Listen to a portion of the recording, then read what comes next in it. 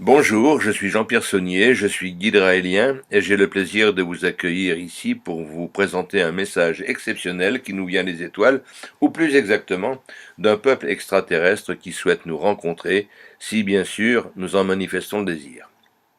Tous les premiers mercredis du mois, je me tiens à votre disposition sur www.zoom.us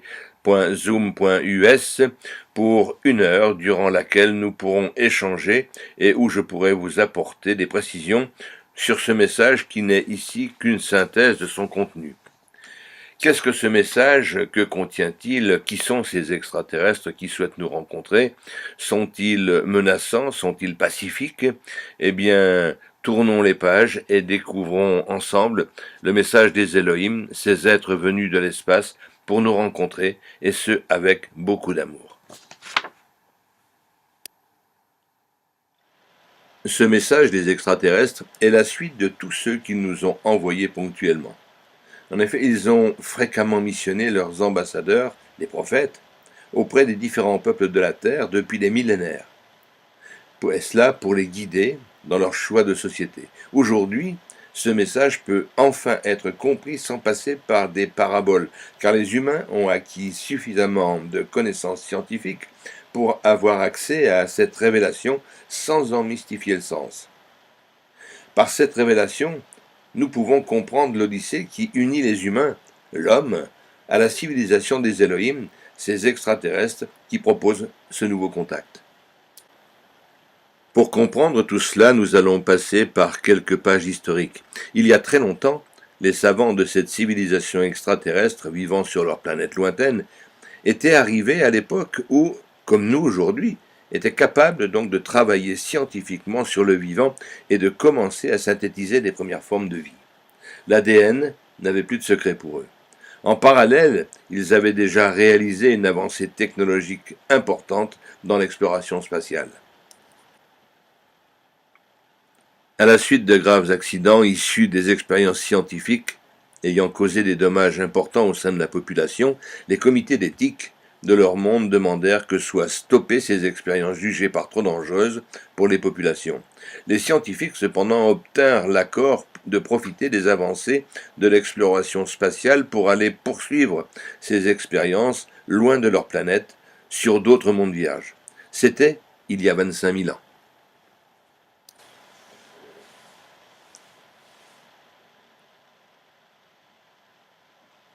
Il y a en effet 25 000 ans, un vaste projet d'exploration spatiale était lancé par cette civilisation extraterrestre.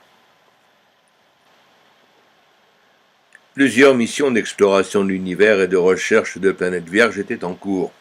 Les scientifiques inscrivirent donc leur projet dans cette exploration en vue de trouver des terrains où pourraient se poursuivre l'ensemble des travaux prometteurs qui ne pouvaient plus se dérouler sur leur planète à la suite de ces accidents, notamment en ingénierie génétique. Après quelque temps de recherche de terres aménageables, ces missions scientifiques purent s'installer successivement sur 4 planètes, où les recherches sur la création de la vie reprirent et débouchèrent sur des possibilités fantastiques de création du vivant. De vastes opérations de terraforming commencèrent ainsi après les succès rencontrés dans les études et les travaux.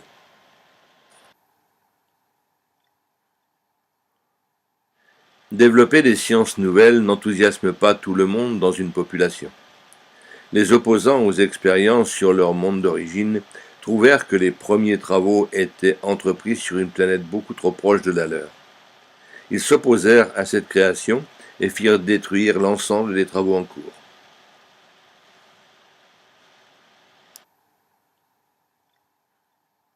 Sur une autre des planètes vierges, la deuxième équipe réussit à créer un environnement de travail, mais ne put mener à bout les travaux. La planète où se trouvaient ces travaux était trop près de son Soleil et la vie ne put se développer convenablement, entraînant ainsi la fin de toute activité scientifique. L'équipe implantée sur la troisième planète réussit à créer un biotope très riche en diversité, mais là non plus les travaux ne purent aboutir. La planète où se déroulaient ces travaux était quant à elle trop humide et la végétation étouffa toutes les autres formes de vie. Les travaux furent abandonnés. Sur la quatrième planète, les équipes on trouvait toutes les conditions nécessaires à la réussite de ce projet. Tous les éléments pouvaient être réunis moyennant de gigantesques travaux d'aménagement. Le terraforming allait pouvoir commencer. La vie allait être essaimée dans un vaste programme écologique. La perfection de l'équilibre de l'écosystème permettait d'assurer la viabilité parfaite à de nombreuses formes de vie. Cette planète allait aussi servir un grand dessein dépassant le projet des créateurs. En effet, d'autres projets allaient naître à partir de celui-là. Cette planète, c'est la Terre où nous vivons actuellement, et cette création parfaitement réussie est le berceau de notre humanité. Toutes les religions et les mythologies, la Bible, le livre d'Enoch, le Nouveau Testament, le Coran, les Védas, le Popol Vuh, la Bhagavad Gita, etc., rappelant l'histoire de la création de la vie sur Terre, racontent cette épopée merveilleuse de ces êtres venus du ciel pour créer la vie sur la Terre. Elles mettent aussi en évidence le lien qui nous unit, nous les humains, à ces créateurs qui nous avons pris pour Dieu ou vénérés comme des dieux. Dans la Bible, les scientifiques qui participèrent à cette création et ceux qui les accompagnèrent, bien sûr, techniciens, artistes et leurs familles, furent appelés en hébreu ancien Elohim, ce qui veut dire ceux qui sont venus du ciel. Ce mot est dans l'hébreu un pluriel. Le singulier se lit Eloha, celui qui est venu du ciel.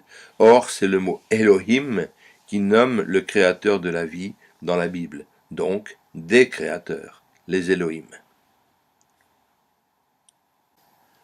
À partir de cette traduction, Elohim, ceux qui sont venus du ciel, la Bible, ainsi que toutes les autres écritures religieuses de la planète, prennent une autre dimension. Nous ne sommes plus avec des divinités ou une divinité, mais nous sommes bel et bien avec des êtres de chair et de sang qui voyagent dans l'espace, qui se posent sur des planètes et qui entreprennent des travaux scientifiques. Regardons donc maintenant, avec ce nouveau regard, ce que contiennent la plupart des religions, et notamment la Bible. En fait, au commencement de cette mission, les Elohim découvrirent dans ce quartier du ciel la terre. Elle était entièrement recouverte d'eau et de nuages. Découvrir cette planète aménageable a pris un certain temps. Et voici que l'esprit d'Elohim planait au-dessus des eaux. Genèse 1-2. Ils analysèrent et étudièrent l'environnement de la planète par satellite artificiel. Cela prit un temps important. Au XXIe siècle, l'esprit de l'homme plane au-dessus de Mars et de Jupiter. C'est ce que l'on pourrait écrire dans nos rapports. En ce temps-là, les voyages aller et retour prennent un certain temps et ils ne se déplaçaient pas encore comme ils le font aujourd'hui à plusieurs fois la vitesse de la lumière. Les Elohim étudièrent l'atmosphère, la composition de l'air qui entourait la planète et que contenaient ces nuages. Y avait-il des composantes à modifier pour vivre à la surface? Était-ce réalisable? Cette vaste masse d'eau qui enveloppait tout était-elle profonde? Ils plongèrent dans les profondeurs de cet océan pour étudier comment aménager un continent pour se poser dessus et s'y installer. On lit dans la Bible, il sépara les eaux qui sont au-dessus du firmament des eaux qui sont au-dessous du firmament. Genèse 1,7. Ils étudièrent l'atmosphère de la planète entre les nuages, les eaux du dessus, et l'océan, les eaux du dessous, et virent que c'était bon. Après avoir étudié ce vaste océan unique, ils soulevèrent la matière du fond et l'assemblèrent en un continent unique. C'est-à-dire qu'ils entreprirent des travaux de terrassement considérables sous la surface de l'océan et de matière spatiale pour sortir et fixer un continent unique, la Pangée. Imaginez la puissance technologique nécessaire pour un tel prodige. Des énormes explosions ont été nécessaires pour remuer de telles masses. On lit dans la Bible que les eaux de dessous les cieux s'amassent en un seul lieu et qu'apparaisse la sèche. Genèse 1,9. L'opération de terraforming prenait vraiment toute sa teneur sur cette nouvelle planète. Que la terre produise du gazon, de l'herbe, des arbres qui ont en eux leur semence, selon leur espèce. Genèse 1,11, 1,12. C'est ici que les expériences d'ingénierie génétique interdites sur leur monde reprirent. Aujourd'hui, au XXIe siècle, sur Terre, des travaux de terraforming sont envisagés sur Mars et sur Jupiter par la NASA et d'autres compagnies spatiales. Installés sur ce continent unique, ils cartographièrent le ciel. Les études astronomiques permirent de se situer dans ce quartier de l'espace et mieux connaître la Terre. Qu'il y ait des luminaires au firmament des cieux pour séparer le jour de la nuit, et qu'ils servent de signe pour les saisons, pour les jours et pour les années. Genèse 1,14. L'aménagement de tout cet écosystème par des travaux gigantesques demanda 3 jours pleins, c'est-à-dire 3 fois 2000 ans, soit 6000 ans pour rendre la terre accueillante pour eux. Un jour terrestre est égal à 2000 ans. C'est la période pendant laquelle notre soleil se lève sous le même signe le jour de l'équinoxe de printemps, soit 2000 ans terrestres environ.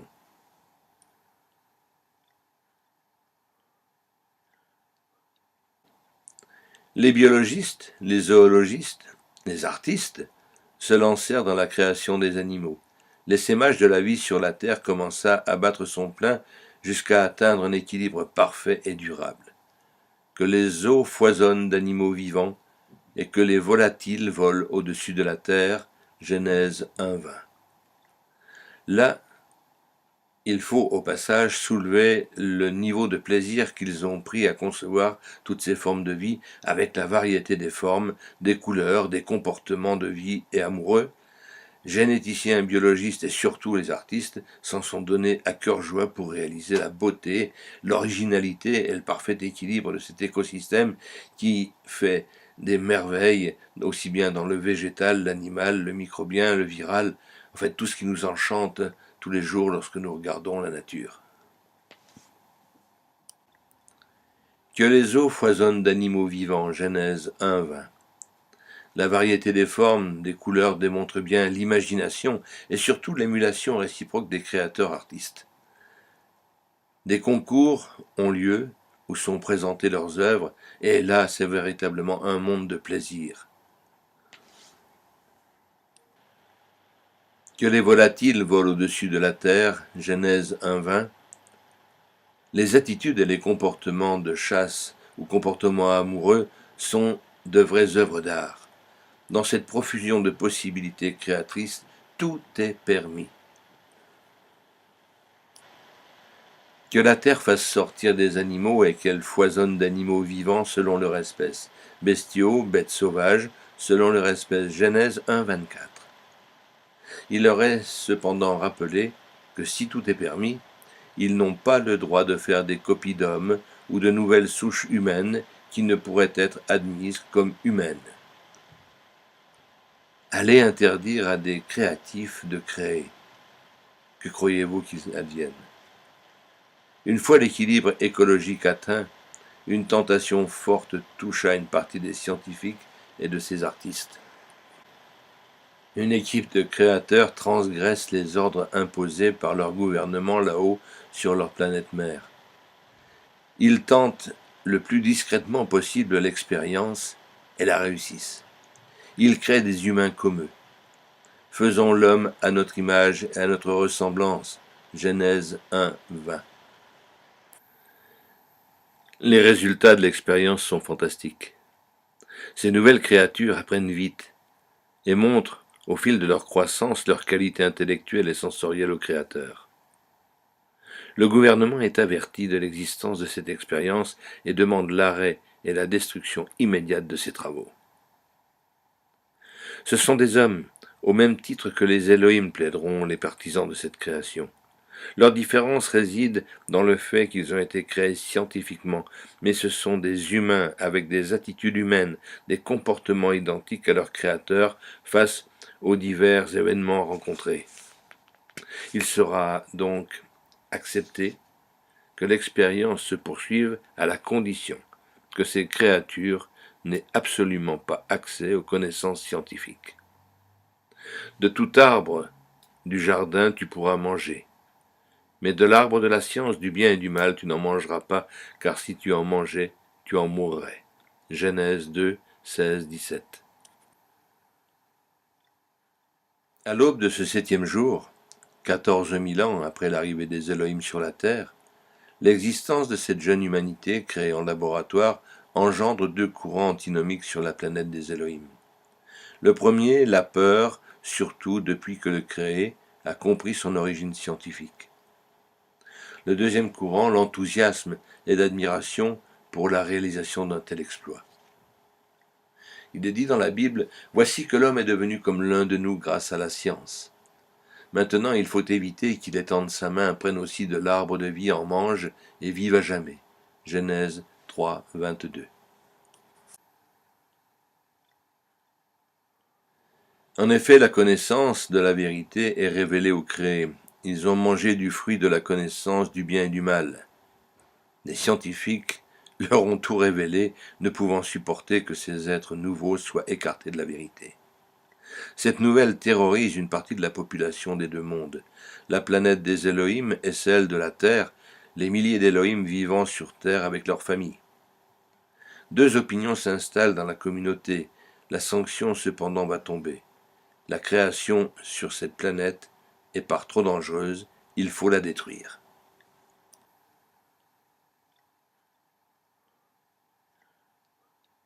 L'équipe des créateurs, considérant avoir créé des êtres humains, obtiendra, après de nombreuses interventions rassurantes, un sursis afin de prouver la justesse de leur cause et du non-danger occasionné par la présence des créés sur la Terre. Une condition accompagne cette décision, ne donner aucune aide scientifique et technologique aux créés, hormis celle servant de base du maintien de la vie sur ce monde. Ils doivent se débrouiller seuls. Les humains implantés sur différents endroits du vaste continent unique commencent à s'organiser avec l'aide accompagnatrice prévue des Elohim. La coexistence et la promiscuité humain-Elohim va immanquablement rapprocher ces 2 peuples et l'extraordinaire va arriver. Des unions affectives et amoureuses se forment et de celles-ci vont naître des enfants démontrant la totale compatibilité entre les 2 souches. Ces enfants seront les fils des dieux des mythologies anciennes et régneront sur les peuples un certain temps. Quand les fils d'Élohim allaient vers les filles des hommes et qu'elles enfantaient d'eux, c'étaient les héros qui furent jadis les hommes de renom. Genèse 6, 4. Connaissant leur réalité, les créés, de par leurs aptitudes à comprendre, à apprendre, et surtout au contact des Élohim présents sur terre, font des progrès considérables en toute discipline. Ils souhaitent aller montrer au gouvernement de la planète des Élohim qui ils sont et ce qu'ils sont capables de faire. Tout cela n'est pas bien sûr fait pour rassurer les opposants à la création. On lit dans la Bible, Yahvé vit que la malice de l'homme sur la terre était grande et que tout l'objet des pensées de son cœur n'était toujours que le mal. Genèse 6, 5. Le mal, ce n'est pas le mal tel qu'on l'entend nous maintenant. Le mal, c'était simplement la capacité à s'égaler au Créateur, à montrer justement qu'ils étaient capables d'apprendre, de fabriquer, de faire des choses, ce qui n'était pas du tout perçu positivement par les opposants à la création.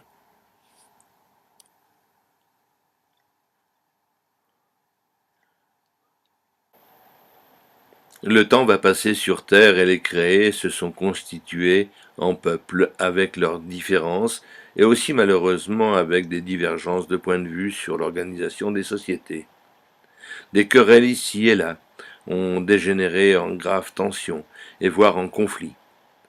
Profitant de leurs connaissances acquises auprès de leur créateur et avec des moyens techniques obtenus douteusement auprès de ceux-ci, ils vont prouver aux autorités et surtout aux partisans hostiles à leur cause qui les regardent évoluer qu'ils ne sont pas humains, mais bel et bien des chimères mal conçues et dangereuses pour eux-mêmes et pour leur environnement.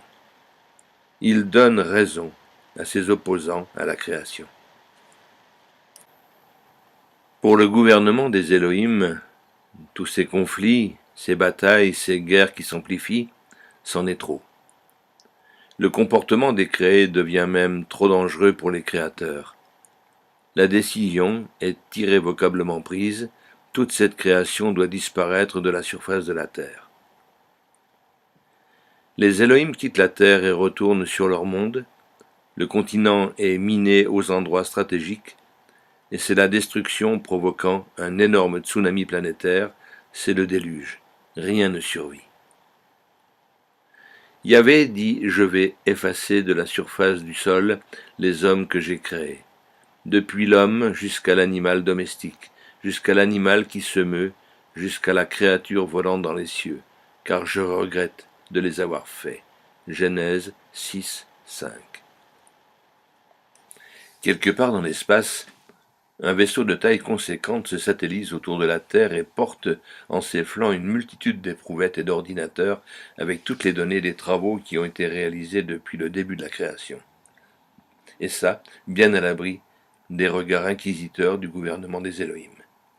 En effet, dans le plus grand secret, et à leur risque et péril, dès la nouvelle de la décision de la destruction de la création, le groupe des Elohim, partisans de la poursuite des expériences de cette création, ont, avec le soutien de quelques chefs des créés, récupéré toutes les données en vue de réimplanter la vie sur la Terre après ce déluge.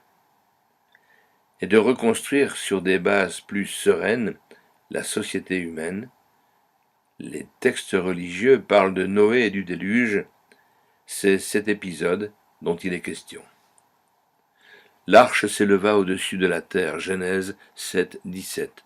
Les eaux grandirent au-dessus de la terre pendant 150 jours, Genèse 7, 24. Une fois tout danger écarté, la vie fut réimplantée secrètement sur la planète. Les Elohim, partisans de la vie sur terre avec Noé, restaurent scientifiquement un maximum des formes de vie et l'environnement écologique que nous connaissons aujourd'hui. Fais sortir avec toi toute créature vivante qui est avec toi, car ils doivent pulluler et devenir nombreux sur la terre. Genèse 8, 17. Les humains sont réimplantés, posés par petites colonies à la surface de la terre.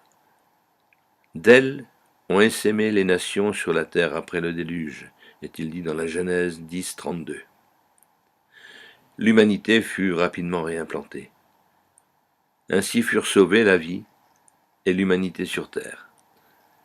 L'homme va bénéficier d'un temps de paix et d'apprentissage avec ses partisans et cela, toujours dans le plus grand secret, ignoré du gouvernement des Elohim. Ce fut le temps de la reconstruction sur la terre. Ce fut aussi le temps de la révélation pour les Elohim. À la suite de leurs recherches scientifiques, ils vont découvrir une donnée bouleversante et recevoir aussi une information importante, bouleversante pour eux, qui va venir de l'espace. Tout d'abord, l'univers n'a pas de commencement ni de fin. Il est infini dans le temps et dans l'espace. Des civilisations existent depuis toujours, où que l'on se trouve dans cet univers. Aussi bien dans l'infiniment petit que dans l'infiniment grand. La vie et les humanités font partie, à tous les niveaux, de cet univers infini. L'homme, s'il atteint un haut niveau de sagesse, peut devenir la conscience locale de l'infini, voire la supraconscience. Les Elohim l'ont symbolisé ainsi avec deux triangles qui s'imbriquent l'un dans l'autre pour ce qui est de l'infiniment petit et ce qui est de l'infiniment grand. La vie, je le répète, sous toutes ses formes, telles que nous connaissons ou pas, y est présente à chaque niveau. Le svastika, lui, représente le temps, qui est inversement proportionnelle à la masse, ou du moins à la forme de vie. Cela donne la formule suivante: ce qui déjà fut est, et ce qui doit être a déjà été. On le lit dans l'Ecclésiaste 3, 19. La deuxième donnée qu'ils vont recevoir est tout aussi bouleversante, est qu'ils sont eux aussi le fruit d'une expérience scientifique. Ils ont été créés par une civilisation extraterrestre qui les a déposés sur leur monde et les a laissés progresser comme le veut la règle dans l'univers. Le créé progresse par lui-même et égale son créateur ou disparaît par lui-même par autodestruction, et ce, lorsqu'il a atteint un niveau scientifique lui permettant de sortir de son système solaire. Une création statistiquement va réussir cet examen sur 3 civilisations créées. À l'annonce d'une telle nouvelle, les Elohim comprennent qu'ils viennent de détruire la suite logique de leur existence. Ce n'était pas qu'une expérience de terraforming qu'ils venaient de mener à bien, c'était inscrit dans leur gène. Le créé devient un jour créateur. Ils vont apprendre aussi que l'humanité n'a pas été détruite complètement et que les partisans de la création de la vie, forts de leur intuition, ont réussi à la réimplanter sur la Terre. Le gouvernement décide alors de reconstruire ce qui a été détruit et de laisser les humains enfin reconnus progresser jusqu'à ce qu'ils soient en mesure de comprendre par eux-mêmes leur histoire. Loin des Elohim qui vivent encore un temps sur Terre, sur les hauteurs du monde, l'humanité se développe, crée des villes, des royaumes, des empires.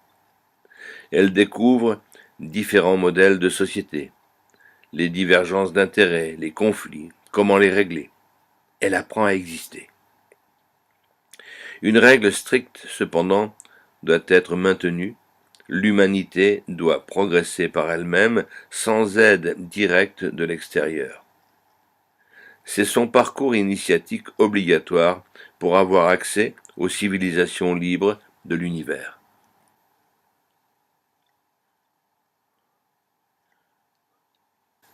L'humanité créée doit progresser par elle-même. Alors pour atteindre le niveau des civilisations matures et éclairées de l'espace, elle doit réussir à franchir le cap progression ou destruction. Alors bien sûr, elle peut être guidée indirectement par des petits coups de pouce au moment opportun ou difficile par les Elohim. Ils vont envoyer de tout temps des prophètes aux hommes pour les guider dans cette voie à chaque étape importante de leur parcours. Ces prophètes étaient les ambassadeurs des Elohim. Abraham, Moïse, Bouddha, Jésus, Mahomet, le Bab, Joseph Smith, Baoula, Kimpavita et une quarantaine d'autres ont été missionnés pour porter les conseils des Elohim au moment important de notre parcours.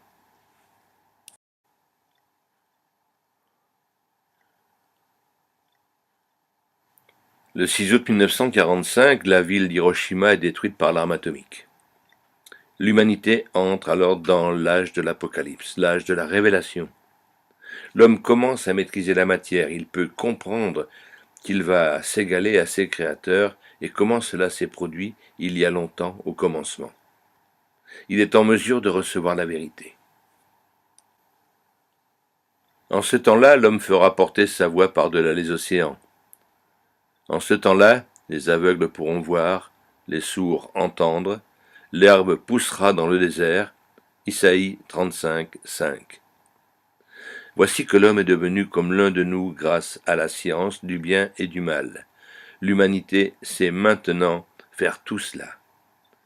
La prophétie de l'Apocalypse de Jean, l'apôtre du Christ, est d'actualité.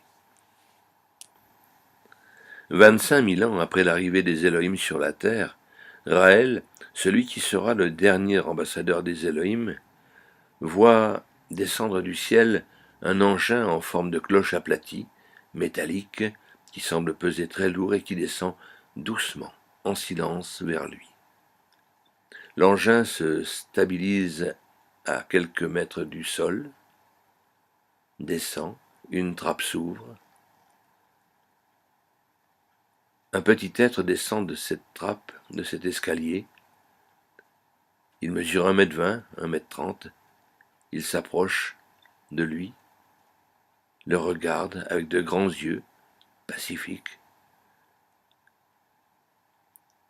Raël, qui au début est un peu angoissé, ne voyant pas d'armes menaçantes dans les mains de cet être, se rassure. Il est dans le puits de la Sola, dans le centre d'un volcan, en Auvergne, et là il va recevoir cette révélation que vous venez de découvrir, que l'humanité peut enfin comprendre.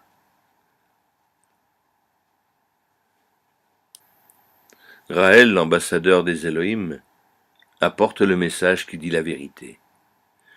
Dans ce message, il y a notre histoire, le lien qui nous unit aux Elohim, mais il y a aussi des clés pour guider l'humanité vers des projets qui nous rapprochent des civilisations nobles et pacifiques de l'espace. La mission de Raël et des Raéliens consiste à vérifier en fait le niveau de compréhension des humains, faire connaître ce message autour de soi, de chacun d'entre nous, donner l'envie à l'humanité de rencontrer ses créateurs, préparer socialement, politiquement, économiquement et religieusement l'accueil des Elohim. Et pour cela, construire une ambassade pour y accueillir nos créateurs. Une question que je vous pose, voulez-vous participer à cette fantastique aventure? Voulez-vous faire connaître la vérité, participer à l'édification de l'ambassade, préparer l'accueil de ceux qui nous ont créés? Si oui, n'hésitez pas un instant. Faites connaître autour de vous le dernier des messages des Elohim.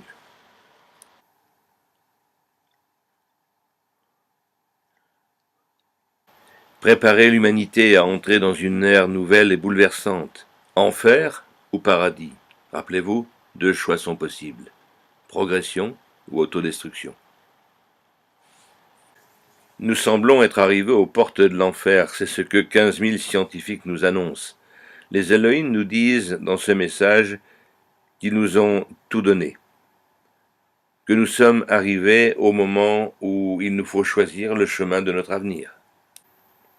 Et oui, nous avons tout pour réussir là où eux aussi sont passés et où ils ont passé avec succès cette épreuve. Nous avons été conçus à leur image et à leur ressemblance. Nous possédons donc tous les atouts pour réussir. C'est à nous de jouer. Allons-nous laisser les 15 000 scientifiques avoir raison et voir un conflit nucléaire, continuer une pollution des sols, de l'air et autres telle que l'on la connaît aujourd'hui? Est-ce que la criminalité ne peut pas être résolue? Et tout cela, nous sommes en mesure de pouvoir traiter tout cela. Encore faut-il que, par choix politique, par amour de l'humanité, nous décidions de changer. Nous pouvons exploiter avec intelligence ce que nos ancêtres nous ont légué de bon, et avec les outils que la science moderne nous livre, nous pouvons faire de ce monde un véritable paradis. Il nous faut ajouter à ce patrimoine un peu d'amour pour soi-même, et surtout pour l'humanité. L'être humain a été conçu pour qu'il puisse penser, créer et s'épanouir. C'est un vaste programme.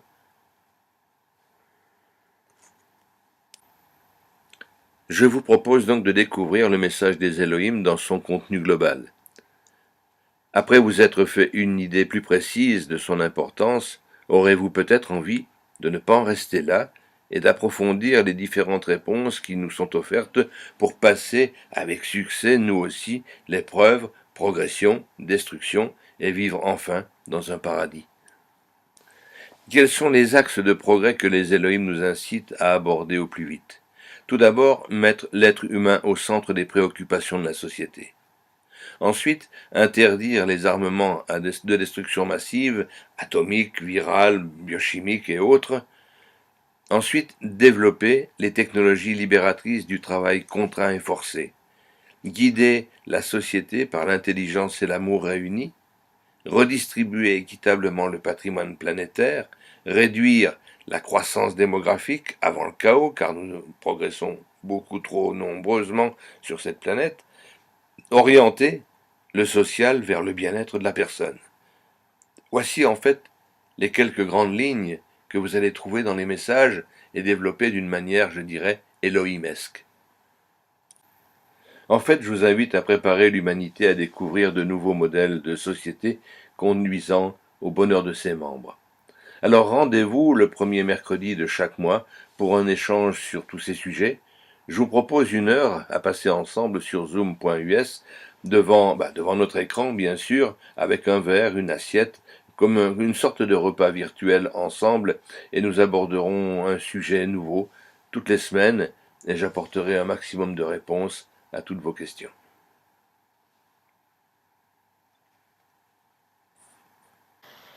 À bientôt donc pour le prochain repas virtuel, on va l'appeler comme cela. Hein, et puis, eh bien, je serai très heureux de vous rencontrer, de discuter avec vous, et puis de pouvoir approfondir tout cela, et peut-être vous voir un jour à nos côtés pour nous aider à édifier cette ambassade. À bientôt.